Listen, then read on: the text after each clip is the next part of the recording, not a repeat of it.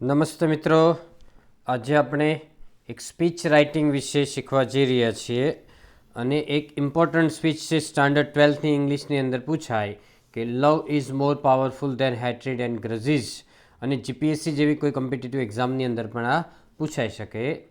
તો જુઓ કે પ્રેમ છે એ નફરત અથવા ગ્રંથિ એટલે કે પક્ષપાત કરતાં વધારે શક્તિશાળી છે. ગ્રજીઝ એટલે પક્ષપાત અથવા ગ્રંથિ હોવી.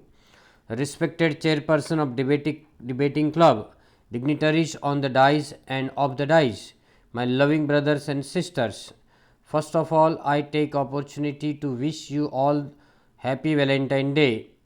માનનીય ચેરપર્સન ડિબેટિંગ ક્લબના જે છે સ્ટેજ ઉપર રહેલા અને સ્ટેજની સામે રહેલા ગૌરવપ્રદ વ્યક્તિઓ, મારા વહાલા ભાઈઓ અને બહેનો, સૌપ્રથમ હું તમને હેપી વેલેન્ટાઇન ડે કહીશ અને એ તક ઝડપી લઈશ. Bread, clothings and shelter are basic requirements but they are only physical requirements. રોટી, કપડાં, મકાન એ આપણી પાયાની જરૂરિયાતો છે, પરંતુ એ શારીરિક જરૂરિયાતો છે. Even we keep a very sensitive and costly machine in good condition by providing it functioning energy, a good cover and a suitable place to keep it. કોઈ મશીન હોય, ગમે એવું સેન્સિટિવ હોય કે મોંઘું હોય, તો એને આપણે સારી રીતે કાર્યાન્વિત કરતું રાખવું હોય તો એને એનર્જી આપવી પડે, એટલે કે ફ્યુઅલ આપવું પડે, સારું કવર આપવું પડે અને યોગ્ય જગ્યાએ એને રાખવું પડે. They are bread, clothes and shelter in other forms, એટલે કે એને રોટી, કપડાં અને મકાન થયા, બેસિક નીડ્સ થઈ. But man is not a machine, પરંતુ માણસ એ યંત્ર નથી. He requires many emotions too, એને ઘણી બધી લાગણીઓની જરૂર પડે છે. Love is such an emotion he needs most, પ્રેમ એક આવી લાગણી છે કે જેને એને ખૂબ જ જરૂર પડે છે.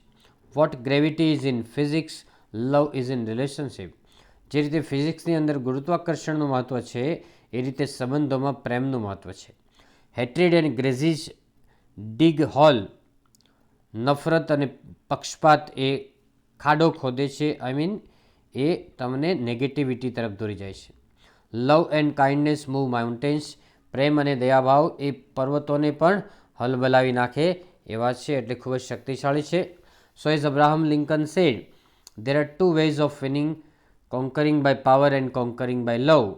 તેથી અબ્રાહમ લિંકને જેવી રીતે કહ્યું હતું કે બે રીતે લોકોની ઉપર જીત મેળવી શકાય, એક પાવર દ્વારા જીત મેળવી શકાય અને એક પ્રેમ દ્વારા.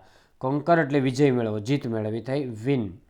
The first thing is like a building a dam or chaining a line. પહેલી બાબત છે એટલે કે પાવર દ્વારા વિજય મેળવો, એટલે કે સિંહને સાંકળ બાંધવા જેવું કામ છે, અથવા તો ઝરણા ઉપર ડેમ બાંધો એવું કાર્ય છે. It may stop the water for a while, તો થોડી વાર માટે પાણી અટકાવે, but once dam will give way the water will flow with more furry. પરંતુ જો એકવાર ડેમ છે જગ્યા આપી દે તો પાણી ધસમસતા પ્રવાહ સાથે આવે અને ઝરણાના ઉપરના ડેમને તોડી નાખે.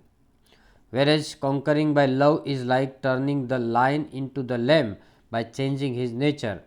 જ્યારે પ્રેમ દ્વારા વિજય મેળવો એટલે સિંહને ઘેટા જેવો બનાવી એના માણસમાં ફેરફાર કરી દેવું, એનું હૃદય પરિવર્તન કરી દેવું. Alexander the great, Taimur Lang and Adolf Hitler use hatred and power as weapon to conquer the world.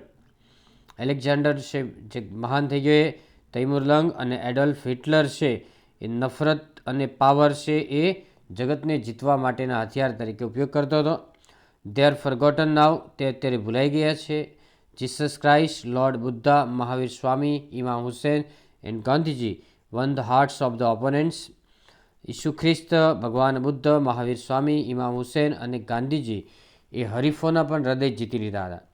ઓપોનન્ટ્સ એટલે હરીફ થાય. Their weapons were love and kindness, not violence and hatred, but non violence and love made England give India and South Africa.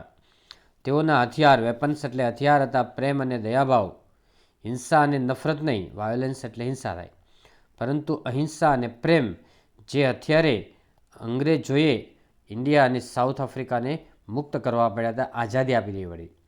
In nature also creativity is the outcome of love and destruction is brought by anger. પ્રકૃતિમાં પણ સર્જનશીલતા એ પ્રેમનું outcome છે, result છે, અને ગુસ્સાનું result વિનાશ છે, destruction એટલે વિનાશ.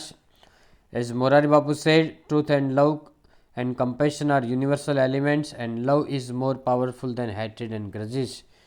જે રીતે મોરારી બાપુએ કહ્યું છે કે સત્ય, પ્રેમ અને કરુણા, કમ્પેશન એટલે કરુણા, એ સાર્વત્રિક ગુણો છે, તત્વો છે, અને પ્રેમ છે એ નફરત અને ગ્રંથિ એટલે પક્ષપાત કરતાં વધારે શક્તિશાળી છે.